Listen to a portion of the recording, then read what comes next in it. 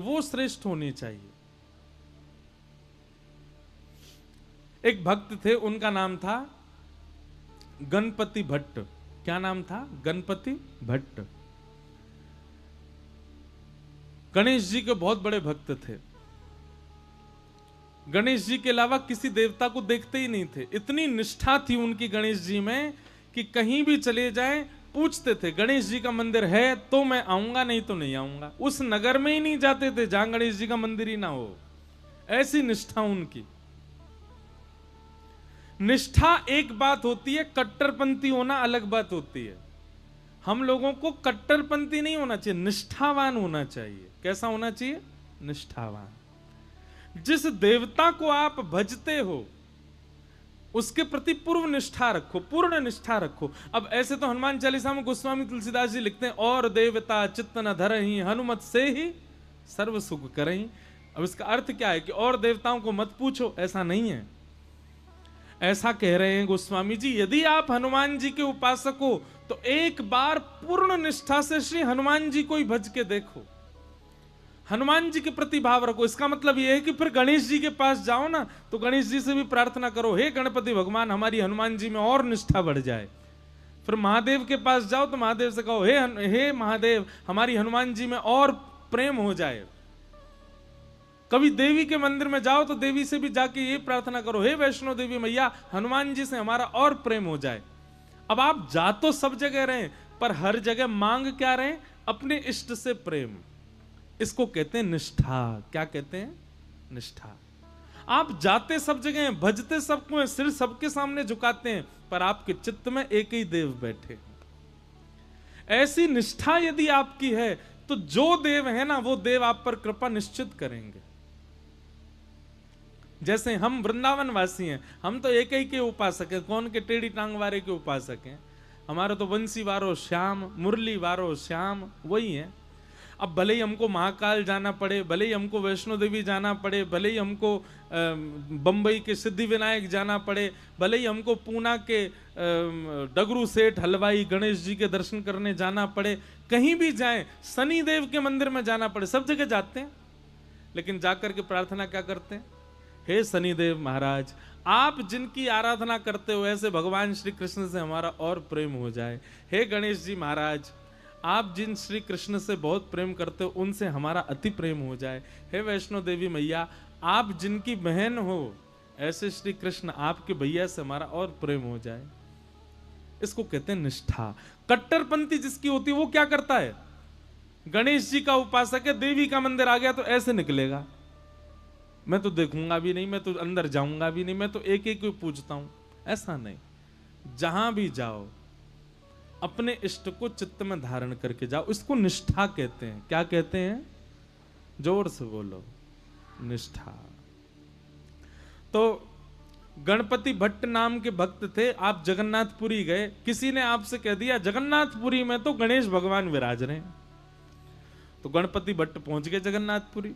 अब जगन्नाथपुरी जाकर के लोग बागों से बोले, हाँ भैया गणेश जी कहाँ विराज रहे हैं, मुझे दर्शन करना है। तो किसी ने कहा, बोले ओहो तुमको किसी ने बुद्धू बना दिया है, यहाँ गणेश जी का मंदिर थोड़ा ही है, जगन्नाथ भगवान तो साक्षात श्री कृष्ण है।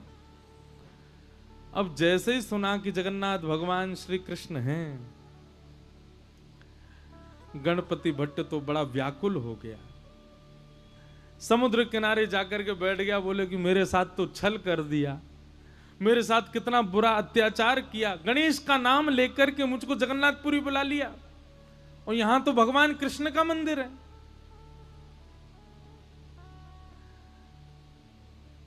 इतना व्याकुल हो गया, अपने चित्त पे हाथ रख के गणेश जी का स्मरण करने लगा, हे गणपति भगवान मेरी निष्ठा टूट ना जाए, मेरी अनन्य भक्ति टूट ना जाए, मैं सदा आपका ही रहूं, कृपा करना नाथ। उसकी निष्ठा पर जगन्नाथ भगवान इतने रीझ गए। वो निष्ठा किस में रखता है? गणेश जी में। पर गणेश जी के प्रति निष्ठा इतनी अटूट थी कि जगन्नाथ भगवान उससे रीझ गए। और जगन्नाथ भगवान ने मन बनाया, बोले कि ये इतना गणेश जी का उपासक है, मुझे इससे मिलना है।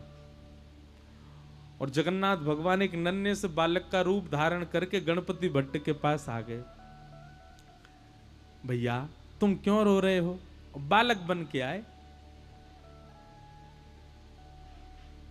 ठाकुर जी कहने लगे क्या बताऊं, गणपति भट्ट कहने लगे क्या बताऊं, मेरे को गलती से यहाँ भेज दिया, मुझे बोला था कि मंदिर में गणेश भगवान है, पर यहाँ तो श्री कृष्ण बैठे हैं और मैं तो गणेश जी के अलावा किसी को नहीं मानता, मेरे इष्ट तो केवल गणेश जी हैं।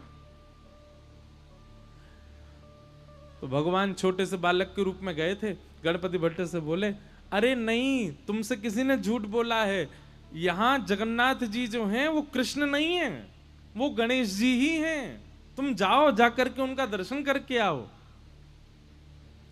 गणपति भट्ट बोला किसकी बात मानूं, मुझसे कोई कह रहा था कृष्ण है, तुम कह रहे हो वो गणेश जी हैं। तो बालक ने कहा एक काम करो, तुम किसी की बात मत मानो, आंख पे पट्टी बांध करके चलो और गणेश जी के सर्वांगीण अंग का तुमको अनुभव है, लंबी सूंड है, बड़े बड़े कान है, तुम छी करके जगन्नाथ जी को देख लेना, अगर उनकी सूंड लगे, उनके कान लगे, लंबोदर लंबा पेट लगे तो अपनी पट्टी खोल के दर्शन कर लेना। गणपति भट्ट बोला हाँ ये काम करता हूं। तुरंत उसने आंख पे पट्टी बांधी और जगन्नाथ जी के मंदिर में पहुंच गया। जैसे ही मंदिर में पहुंचा, पुजारियों ने, अच्छा अभी तो नियम बंद हो गया, पहले ऐसा नियम था कि जगन्नाथ जी को आप हृदय से लगा सकते थे। जगन्नाथ जी की ऐसी भुजाएं हैं ना, वो इसीलिए हैं ताकि जो भी दर्शनार्थी आए सबको मेरे हृदय से लगाओ। अब शंकराचार्य भगवान ने बंद करवा दिया कि अब कोई भी स्पर्श नहीं कर सकता, क्योंकि हम लोग पता नहीं क्या खा पी करके आए हैं बाहर से, भगवान को जाके स्पर्श करें, इसलिए अच्छा है कि अब स्पर्श बंद करा दिया। अच्छा एक बात बताएं, प्राचीन भारत में गर्भगृह में जाकर के प्रणाम करने की अनुमति सबको थी,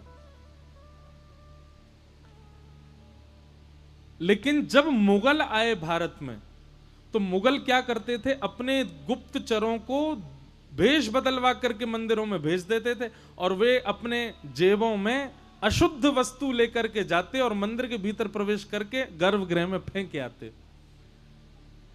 तब से फिर ये नियम बना दिया कि नहीं भाई, अब केवल पुजारी लोग भीतर जाएंगे, बाकी सब बाहर से दर्शन करो, भीतर कोई ठाकुर जी के पास नहीं जाएगा। बाकी ठाकुर जी के समीप जाने का अधिकार पहले सबको था। तो गणपति भट्ट को भीतर ले गए, भीतर ले जाकर के आंख पर पट्टी बांध रखी थी, बोले पहले मैं चेक करूंगा ये गणेश जी होंगे तो ही देखूंगा। जैसे ही उसने जगन्नाथ भगवान के सबसे पहले नाक पे हाथ रखा, नाक पे हाथ रखा, सोई ठाकुर जी ने उसको अनुभव कराया, लंबी सूंड। अब वो तो ऐसे ऐसे पकड़े, बोले हाँ हाँ सूंड तो है इनकी, सूंड थी नहीं, भगवान ने माया से प्रकट कर दी। और गणपति भट्ट कहे हाँ ये तो लंबी सूंड है। आंखों के पास कान के हाथ रखे तो महाराज लंबे लंबे कान, पकड़ पकड़ के हाँ ये तो बड़े बड़े कान हैं। पेट पे हाथ रखा तो लंबोदर, लंबा पेट है। वो तो समझ गया महाराज ये तो गणेश जी हैं। और जैसे ही उसने प्रणाम किया तो भगवान ने अपनी सूंड से उसके सिर को ऐसे गुदगुदा और दिया, उसको विश्वास हो गया कि ये तो गणेश जी हैं। जैसे ही उसने पट्टी खोली, पट्टी खोल करके देखा तो गणेश जी तो नहीं थे, जगन्नाथ भगवान थे। ना उनकी सूंड है, ना उनके कान है, ना वो लंबोदर। अब तो वो बोला ओहो मायावी कृष्ण, मायावी भगवान। आंख बंद करके स्पर्श करता हूं तो सूंड दिखती है, आंख खोल के देखता हूं तो जगन्नाथ दिखते हैं, मेरी निष्ठा भंग हो गई। जैसे ही उसने ये बात कही, इतने में ही जगन्नाथ भगवान प्रत्यक्ष प्रकट हो गए और प्रकट होकर के उसको हृदय से लगा करके बोले मुझे तेरी निष्ठा बहुत पसंद आई, तू अपने देव के प्रति इतना निष्ठावान है, लेकिन मेरी एक बात याद रख, कभी भी किसी में भेदभाव मत कर। तुम्हारी जिस देव में निष्ठा है उसमें पूर्व निष्ठा रखो, पर उसके अलावा किसी देव के पास जाने का अवसर मिले तो उससे चूको मत, वहां भी जाओ, वहां जाकर के भी उसको प्रणाम करो। ये सब मेरा ही विलास है, मैं ही गणपति हूं, मैं ही शिव हूं, मैं ही हनुमान हूं, मैं ही जगन्नाथ हूं, मैं ही भद्रकाली हूं, मैं ही वैष्णो देवी हूं, ये सब मेरा विलास है। इसलिए तो किसी भी प्रकार से भेद दृष्टि मत रख, क्योंकि भेद दृष्टि भक्ति में अपराध है। इसलिए इस अपराध के भागी मत बनो गणपति भट्ट। तुम गणेश के उपासक हो, इसका मतलब यह नहीं कि तुम अन्य देवताओं का तिरस्कार करो। इसलिए अपनी भक्ति को और पुष्ट करो, सब देवों में अपने गणपति का दर्शन करो। तब उस गणपति भट्ट का जो संशय था वो दूर हुआ, उसने जगन्नाथ भगवान को प्रणाम किया। तो भैया निष्ठावान बनिए। कई लोग कहते हैं, बोले हिंदू वैदिक समाज में, हमारे सनातन धर्म में इतने सारे देवता, किसको पूजें? किसी एक को पकड़ लो बस, और बाकी सबको क्या करें? बोले बाकी सबको उसी के भाव से प्रणाम करो, निष्ठावान